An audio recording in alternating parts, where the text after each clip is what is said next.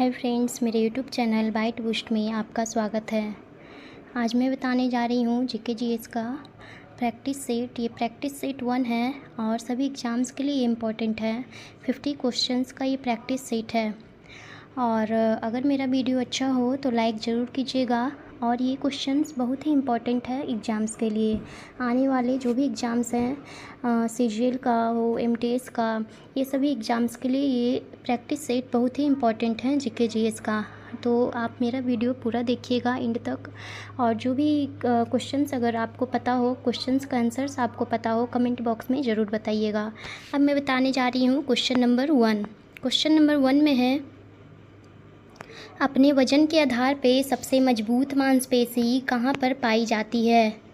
तो सबसे मजबूत मांसपेशी पाई जाती है जबड़ा में। इसका हो जाएगा ऑप्शन ए जबड़ा। जबड़ा में सबसे मजबूत मांसपेशियाँ पाई जाती है। मांसपेशियाँ की संख्या कितनी होती है? हमारे शरीर में मांसपेशियाँ 639 होती है। 639 मांसपेशियाँ पाई जाती है। अब है क्वेश्चन नंबर 2। क्वेश्चन नंबर 2 में है, गैस को तरल में बदलने की प्रक्रिया को क्या कहा जाता है? जब हम गैस को तरल में बदलते हैं तो उस प्रक्रिया को क्या कहा जाता है? तो इसका हो जाएगा ऑप्शन बी संघनन। गैस को तरल में बदलने की प्रक्रिया को संघनन कहा जाता है। संघनन जो होता है 2 प्रकार का होता है। कौन कौन होता है?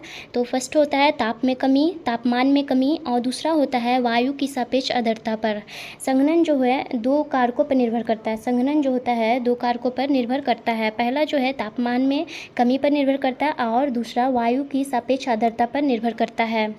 अब है क्वेश्चन नंबर 3। क्वेश्चन नंबर 3 में है, अंतर्राष्ट्रीय समुद्री संगठन IMO खाली स्थान से संबंधित है। अंतर्राष्ट्रीय समुद्री संगठन जो है IMO किस चीज़ से संबंधित है?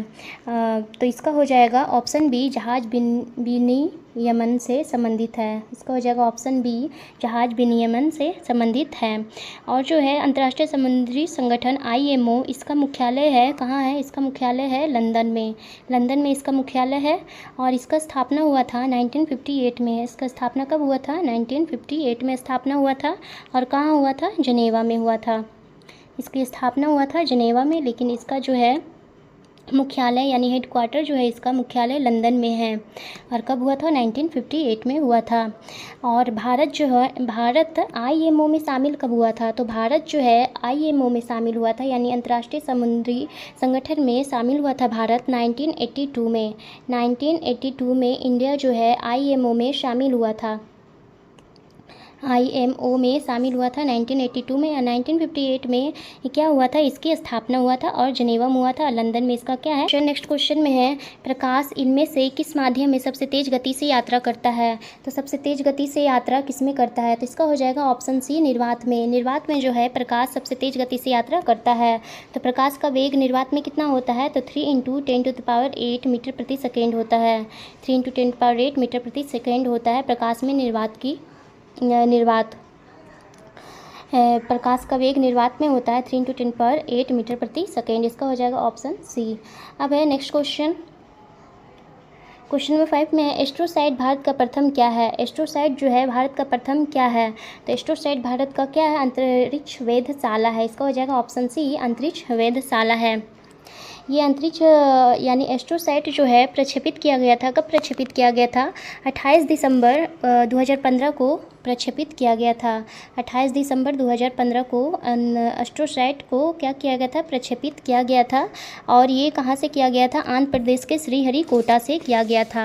आंध्र प्रदेश के श्रीहरिकोटा से किया गया था एस्ट्रोसाइट को प्रक्षेपित। और इसका वजन जो है कितना होता है? 1513 kg होता है।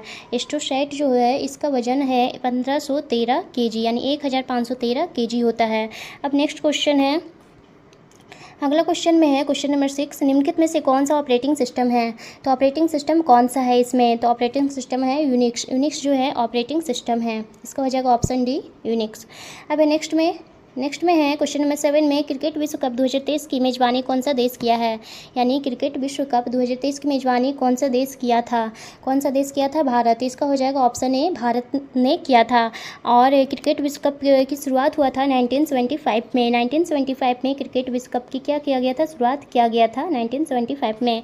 अब नेक्स्ट क्वेश्चन, अगला क्वेश्चन में है, छोटी और बड़ी याद दोनों में से कौन सी अधिक लंबी है। छोटी और बड़ी याद में से दोनों में कौन सबसे अधिक लंबी होती है। तो छोटी याद जो है सबसे लंबी होती है अधिक। इसका हो जाएगा ऑप्शन ए। ऑप्शन ए हो जाएगा, छोटी याद और बड़ी याद। ये जो है छोटी याद तीन प्रकार के, इसका जो है तीन भागों में बांटा जाता है। तो पहला भाग को क्या बोला जाता है, ड्यूडेनम। दूसरा भाग को जेनुनम और तीसरा को बोला जाता है इलियम। यानी पहला को बोला जाता है ड्यूडेनम, ड्यूडेनम बोला जाता है, ड्यूडेनम। पहले भाग को बोला जाता है ड्यूडेनम, दूसरे भाग को बोला जाता है जेनुनम, जेनुनम बोला जाता है, और तीसरे भाग को बोला जाता है इलियम, तीसरे भाग को बोला जाता है इलियम। अभी नेक्स्ट क्वेश्चन में है क्वेश्चन नंबर 9। जयपुर के महाराजा सवाई जयसिंह ने कहाँ पर वेधशाला का निर्माण नहीं कराया था। सवाई जयसिंह कहाँ के थे, जयपुर के थे। इन्होंने वेधशाला का निर्माण कराया था, और कहाँ पे इन्होंने वेधशाला का निर्माण नहीं करवाया था। तो इसका हो जाएगा ऑप्शन सी, इलाहाबाद में। इलाहाबाद में इन्होंने वेधशाला का निर्माण नहीं करवाया था। तो सवाई जयसिंह जो थे 5 जगह वेधशाला का निर्माण, यानी 5 वेधशाला का निर्माण करवाए थे। तो उज्जैन हो गया, मथुरा और वाराणसी, ये 3 तो यहाँ पर हो गया। और कहाँ करवाए थे, और एक करवाए थे जयपुर में, एक कहाँ करवाए थे, जयपुर में, और एक और करवाए थे दिल्ली में, जो कि जंतर मंतर है। दिल्ली में क्या है, जंतर मंतर है, उसी का। तो हो गया ये 5, जयपुर, दिल्ली, उज्जैन, मथुरा और वाराणसी में 5 जगह वेधशाला का निर्माण करवाए थे। कौन, सवाई जयसिंह, महाराजा सवाई जयसिंह। अब नेक्स्ट क्वेश्चन में है question number 10। War and Peace नामक पुस्तक किसने लिखी। वार एंड पीस नामक पुस्तक किसने लिखी थी। तो वार एंड पीस नामक पुस्तक लिखा गया था लियो टॉल्स्टॉय के द्वारा, यानी इसका हो जाएगा option A, Leo Tolstoy, option A. अब नेक्स्ट क्वेश्चन में है क्वेश्चन नंबर 11। महाबलेश्वर शैल को किस भाषा में काम करने के लिए सरस्वती सम्मान मिला। महाबलेश्वर शैल को किस भाषा में काम करने के लिए सरस्वती सम्मान मिला था।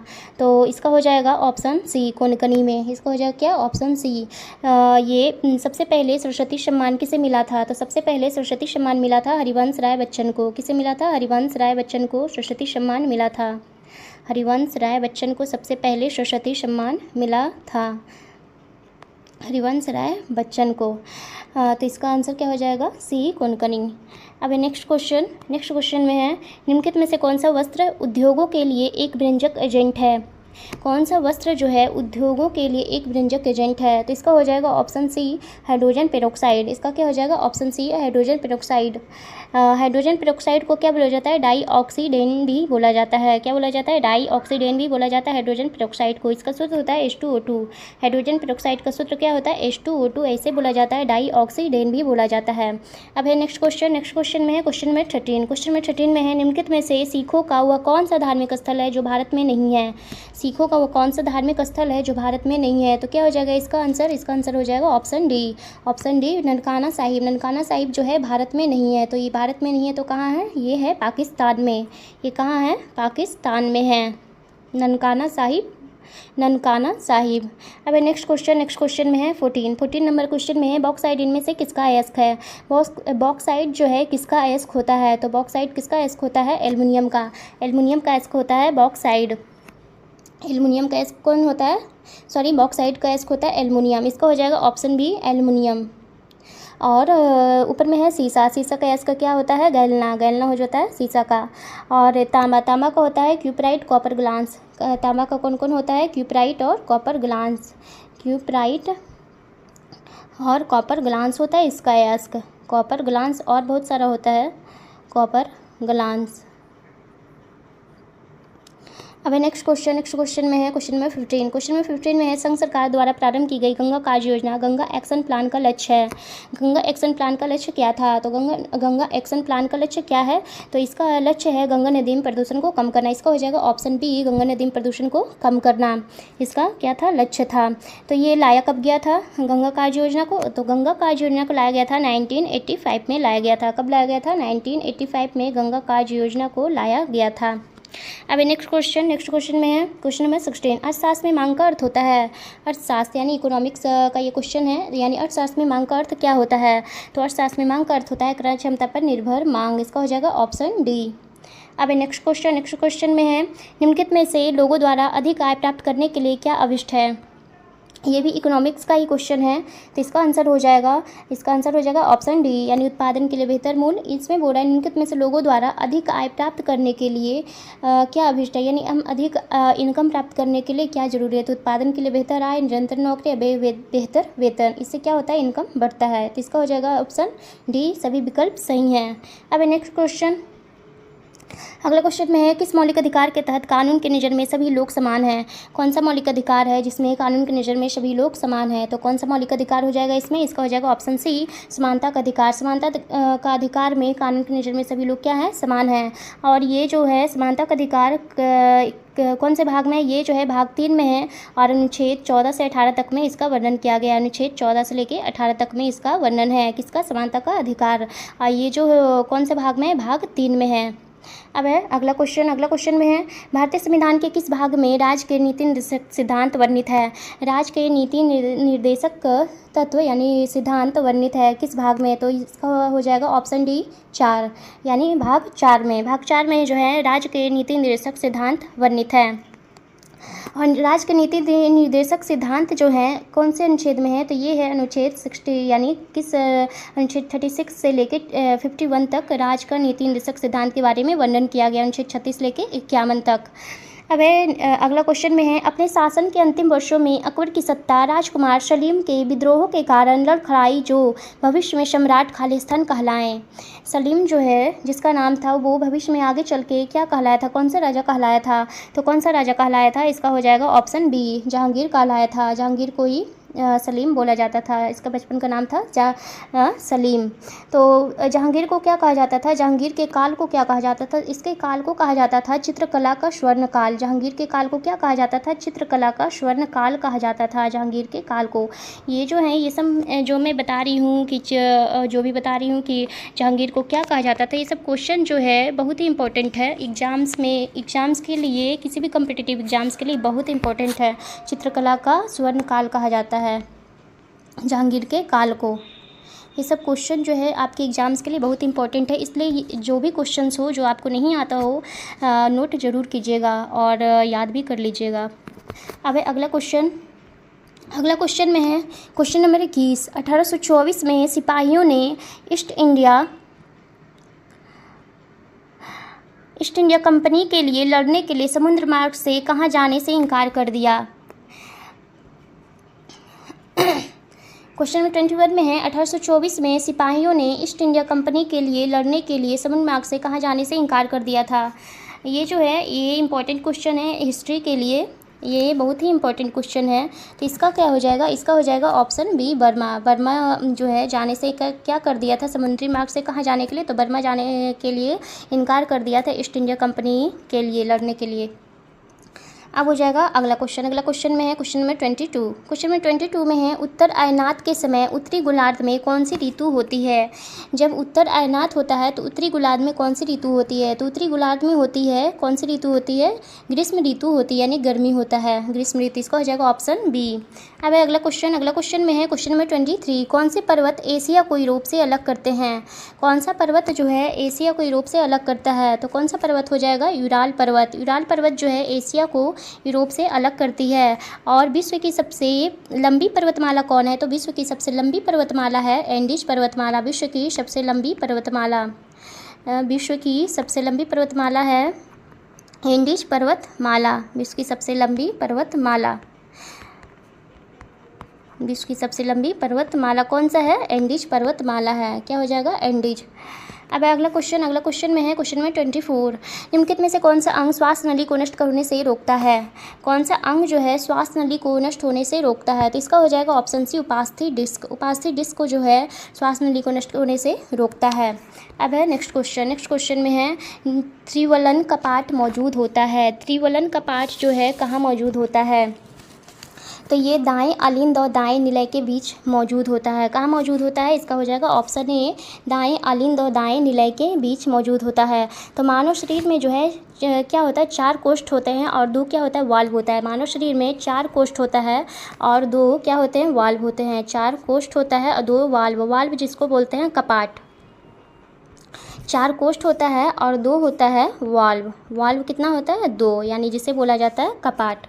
अब है अगला क्वेश्चन क्वेश्चन नंबर 26, किस श्रेणी के यौगिक ऊर्जा के सर्वाधिक संकेंद्रित स्रोत होते हैं? तो इसका हो जाएगा ऑप्शन ए वसा। वसा जो है ऊर्जा के सर्वाधिक संकेंद्रित स्रोत होते हैं। ऑप्शन ए हो जाएगा इसका। वसा जो है क्या होता है? कार्बनिक यौगिक होता है। वसा क्या होता है? कार्बनिक यौगिक होता है। नेक्स्ट क्वेश्चन में है क्वेश्चन नंबर 27। क्वेश्चन नंबर 27 में है इंटरनेट का आविष्कार किसने किया? तो इंटरनेट का आविष्कार किया था विंड सर्फ ने। इसका हो जाएगा ऑप्शन डी।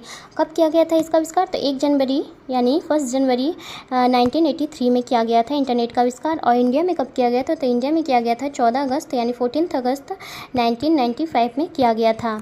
अब है नेक्स्ट क्वेश्चन में है क्वेश्चन नंबर 28। क्वेश्चन नंबर 28 में है एक समतल दर्पण की फोकस दूरी खाली स्थान होती है। एक समतल दर्पण की फोकस दूरी क्या होती है? तो एक समतल दर्पण की फोकस दूरी असीमित होती है। इसका हो जाएगा ऑप्शन डी, असीमित होती है एक समतल दर्पण की फोकस दूरी। तो समतल दर्पण कौन सा दर्पण होता है? तो समतल दर्पण जिसमें हम अपने चेहरे को देखते हैं वैसी को बोला जाता है समतल दर्पण। अब है अगला क्वेश्चन में है क्वेश्चन नंबर 29। क्वेश्चन नंबर 29 में है एक धातु की तार में धारा को क्या संगठित करते हैं? एक धातु की तार में धारा को क्या संगठित यानी धारा को कौन संगठित करता है? तो इसका हो जाएगा ऑप्शन ए इलेक्ट्रॉन। इलेक्ट्रॉन जो है धारा को संगठित करता है। Option A. अब है नेक्स्ट क्वेश्चन में है स्कीट किस खेल से संबंधित है? स्कीट जो है किस खेल से संबंधित है? तो किस खेल से संबंधित है? शूटिंग से। स्कीट शूटिंग से संबंधित है। इसका हो जाएगा ऑप्शन सी। अब है नेक्स्ट क्वेश्चन में मोहिनी अट्टम किस राज्य का शास्त्रीय नृत्य है? मोहिनी अट्टम किस राज्य का नृत्य है? तो किस राज्य में मोहिनी अट्टम नृत्य है किस राज्य का? तो ये हो जाएगा केरल का मोहिनी अट्टम नृत्य है। और केरल का और कौन सा नृत्य है? कथकली। कथकली जो है केरल का नृत्य है। कथकली केरल का क्या है? शास्त्रीय नृत्य है कथकली। मोहिनी अट्टम भी है। अब है नेक्स्ट क्वेश्चन में है क्वेश्चन में 31 उबुंटू क्या है? उबुंटू क्या है? तो उबुंटू क्या है? तो क्या है उबुंटू? उबुंटू जो है क्या है? ऑपरेटिंग सिस्टम है। इसका हो जाएगा option A operating system. Ubuntu एक क्या है? Operating system. Option A.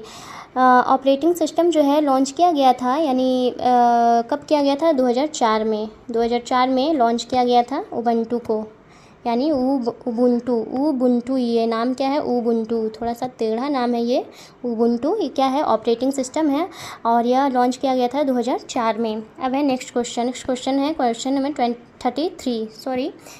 33 है ये। तो इसमें है कि एक तत्व के समस्थानिकों में खाली स्थान नहीं होती या होते हैं। तो एक तत्व के समस्थानिकों में क्या नहीं होते हैं? तो समान भौतिक गुण नहीं होते हैं। इसका हो जाएगा ऑप्शन बी समान भौतिक गुण। Option B. अब नेक्स्ट क्वेश्चन में है क्वेश्चन नंबर 34। क्वेश्चन नंबर 34 में है नॉन जस्ट एन अकाउंटेंट नामक पुस्तक के लेखक कौन है? तो इस पुस्तक के लेखक कौन है? तो कौन हो जाएंगे? Option B Vinod Rai. विनोद राय जो है इस पुस्तक के लेखक है नॉन जस्ट एन अकाउंटेंट पुस्तक के लेखक हैं विनोद राय। Option B. अब नेक्स्ट क्वेश्चन में है मिस धातु के रूप में सोने को कठोर करने के लिए कौन सी धातु मिलाई जाती है? मिस धातु के रूप में सोने को कठोर करने के लिए किस धातु को मिलाया जाता है? तो कौन सा धातु मिलाया जाता है? तो इसका हो जाएगा Cu यानी कॉपर को मिलाया जाता है। ऑप्शन ए Cu को मिलाया जाता है। अब है नेक्स्ट क्वेश्चन नंबर 36। जो पदार्थ वायु को संदूषित करते हैं उन्हें क्या कहते हैं? जो वायु को संदूषित करते हैं उन्हें क्या कहा जाता है? तो उसे बोला जाता है वायु प्रदूषक। इसका हो जाएगा ऑप्शन बी वायु प्रदूषक। तो वायु को और कौन सा गैस जो है प्रदूषित करते हैं? तो SO2 जो है वायु को प्रदूषित करते हैं। सल्फर डाइऑक्साइड और CO2 कार्बन डाइऑक्साइड और CO कार्बन मोनोऑक्साइड। ये जो हैं और बहुत सारे गैस हैं जो वायु को संदूषित करते हैं यानी प्रदूषित करते हैं। SO2 CO2 और CO। अब है नेक्स्ट क्वेश्चन नंबर 37 में है प्रधानमंत्री जीवन ज्योति बीमा योजना 18 से 41 वर्ष तक की आयु के सभी नागरिकों के लिए उपलब्ध है। प्रधानमंत्री जीवन ज्योति योजना 18 से कितने साल तक की आयु के सभी नागरिकों के लिए उपलब्ध है? तो 50 साल। इसका हो जाएगा ऑप्शन ए 50।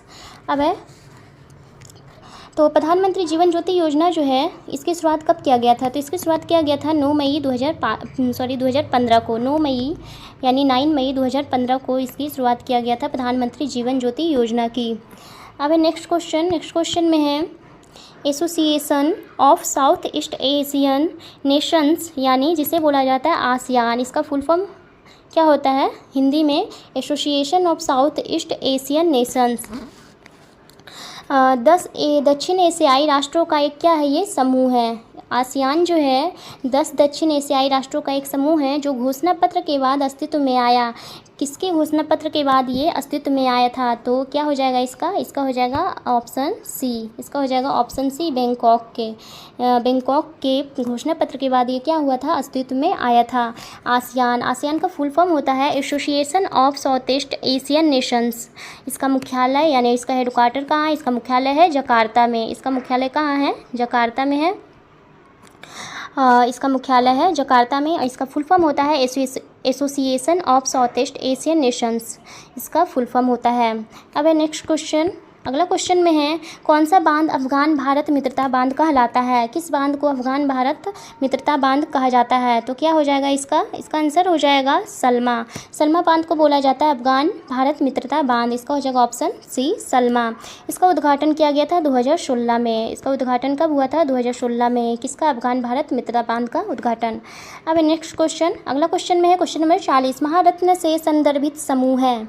महारत्न से संदर्भित समूह कौन सा है? तो इसका हो जाएगा ऑप्शन बी, केंद्रीय सार्वजनिक क्षेत्र के उद्यम। केंद्रीय सार्वजनिक क्षेत्र के उद्यम जो है महारत्न से संदर्भित समूह है। अब है नेक्स्ट क्वेश्चन। क्वेश्चन नंबर 41 में है निम्नलिखित में से कौन सा देश रुपये को अपनी मुद्रा के रूप में प्रयोग करता है? तो इसका हो जाएगा ऑप्शन ए, इथियोपिया। इसका हो जाएगा ऑप्शन ए, इथियोपिया। और इसमें है टोंगो का मुद्रा क्या है? टोंगो देश का मुद्रा क्या है? पांग। टोंगो देश का मुद्रा क्या होता है? पांग है। और क्या है? एरिट्रिया देश की मुद्रा होता है नाकफा होता है।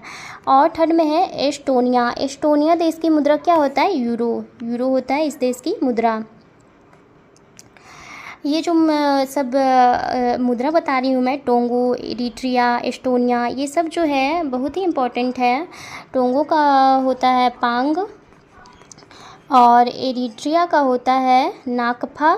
ये सब जो मुद्रा है एग्ज़ाम्स में हमेशा पूछे जाते हैं। 1-2 क्वेश्चंस तो इससे आते ही हैं, इसलिए आप लोग अगर नहीं आता हो तो इसे नोट ज़रूर कर लीजिएगा और याद भी कर लीजिएगा।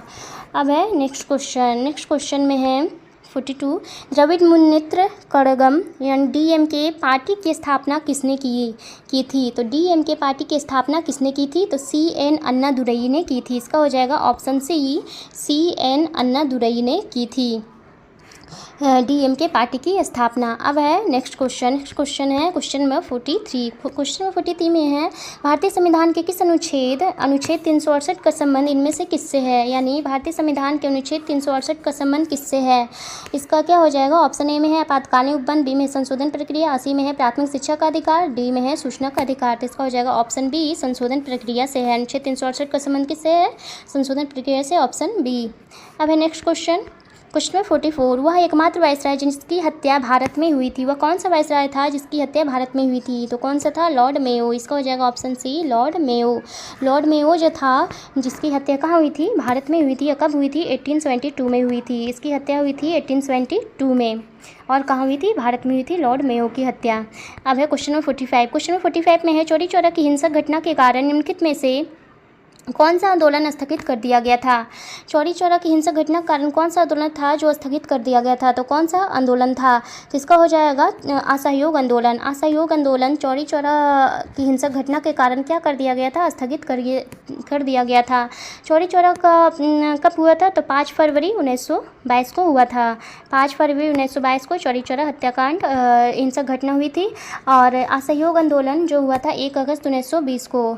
कब हुआ था? 1 अगस्त 1920 को हुआ। नेक्स्ट क्वेश्चन में है क्वेश्चन नंबर 46 में है क्षेत्रफल की दृष्टि से विश्व का दूसरा सबसे बड़ा देश कौन सा है?